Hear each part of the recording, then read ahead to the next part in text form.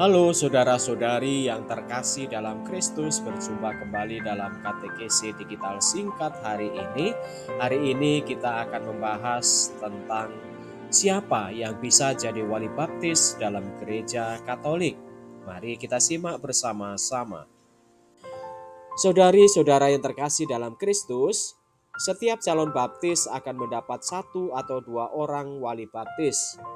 Untuk para calon baptis dewasa, wali baptis berperan mendampingi calon anak baptisnya dalam inisiasi Kristiani.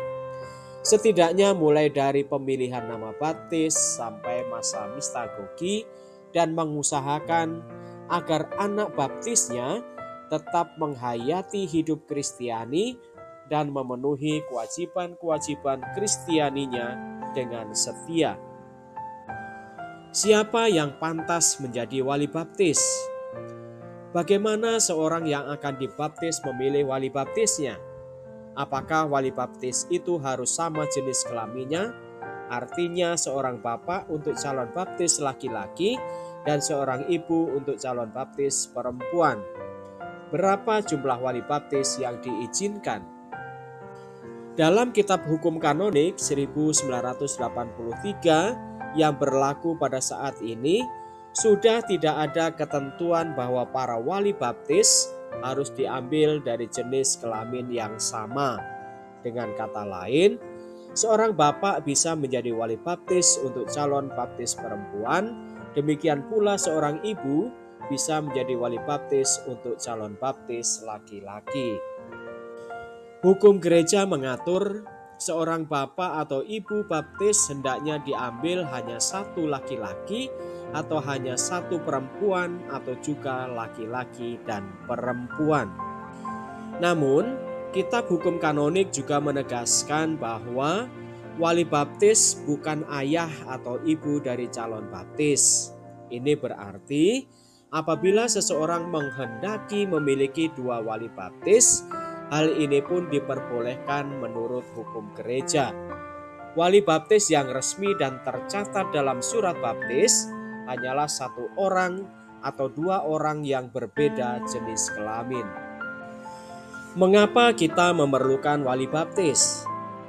Pembaptisan adalah sakramen iman, artinya bukan saja menjadi tanda kita beriman kepada Kristus, melainkan juga sarana kita menerima iman.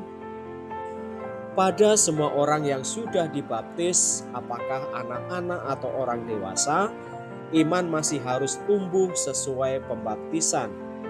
Iman mesti terus ditumbuh kembangkan, terlebih dalam perjalanan kita akan dihadapkan berbagai tantangan. Kamu akan dibenci semua orang karena namaku, tetapi orang yang bertahan sampai kesudahannya, ia akan selamat. Disinilah kita membutuhkan bantuan dan dukungan orang lain. Wali baptis secara tetap berupaya memperhatikan dan mendukung pertumbuhan iman kita. Maka peran dan tanggung jawab mereka tidak sebatas dalam formalitas liturgi pembaptisan, melainkan diharapkan bisa menjadi pendamping anak baptisnya dalam perkembangan menuju kedewasaan iman. Berkaitan dengan pendampingan wali baptis terhadap anak baptis, kita mempunyai hak untuk memilih dan menentukan sendiri siapa yang akan kita percaya menjadi wali baptis kita.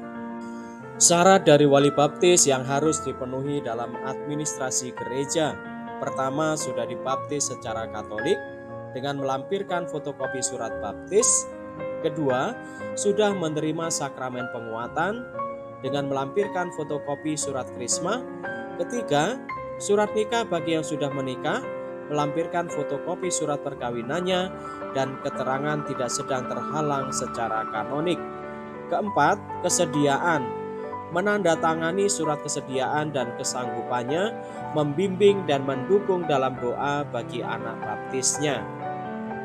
Syarat menjadi wali baptis: kita bisa memilih 2 wali baptis, pria dan wanita, dan tidak harus suami istri. Bila hanya 1, wali baptis dipilih dari jenis kelamin yang sama dengan kita. Agar seseorang dapat diterima untuk mengemban tugas wali baptis, haruslah yang pertama ditunjuk oleh calon baptis sendiri atau oleh orang tuanya atau oleh orang yang mewakili mereka, atau bila mereka itu tidak ada, oleh pastor paroki atau pelayan baptis. Selain itu, ia cakap dan mampu melaksanakan tugas itu. Kedua, telah berumur genap 16 tahun, kecuali umur lain ditentukan oleh uskup diosesan atau ada pengecualian yang atas alasan wajar dianggap dapat diterima oleh pastor paroki atau pelayan baptis. Ketiga, seorang Katolik yang telah menerima sakramen penguatan dan sakramen Ekaristi Maha Kudus. Lagi pula hidup sesuai dengan iman dan tugas yang diterimanya. Keempat, tidak terkena suatu hukuman kanonik yang dijatuhkan atau dinyatakan secara legitimate. Kelima, bukan ayah atau ibu dari calon baptis. Lebih dari sekedar kehormatan, menjadi wali baptis adalah suatu panggilan untuk mengemban tugas mulia. Bila orang yang kita pilih tidak menjalankan tugasnya dengan baik, tentu kita akan kecewa, bukan? Kita berharap wali baptis mendukung kita dalam doa. Kalau sebaliknya yang terjadi, tentu kita merasa dahulu kita salah pilih. Maka perlu mempertimbangkan apakah dia mudah dimintai tolong dan bagaimana dia menghidupi iman Katoliknya. Akan lebih baik dan bisa jadi pilihan kemudian jatuh kepada para warga lingkungan kita sendiri. Hal ini justru mempunyai beberapa kelebihan, yakni kontak dengan kita bisa lebih sering dilakukan sehingga kesaksian hidupnya bisa kita lihat minggu demi minggu. Dan bila wali baptis cukup aktif dalam hidup menggereja di lingkungan dan paroki, niscaya juga menjadi teladan kita terlibat dalam hidup menggereja. Wali baptis kita pun perlu tahu persis apa yang menjadi peran dan tanggung jawabnya, bukan hanya dalam pembaptisan saja, melainkan terlebih sesudah pembaptisan kita. Dengan demikian, kita bisa berharap relasi rohani kita dengan wali baptis akan mendukung perkembangan iman kita.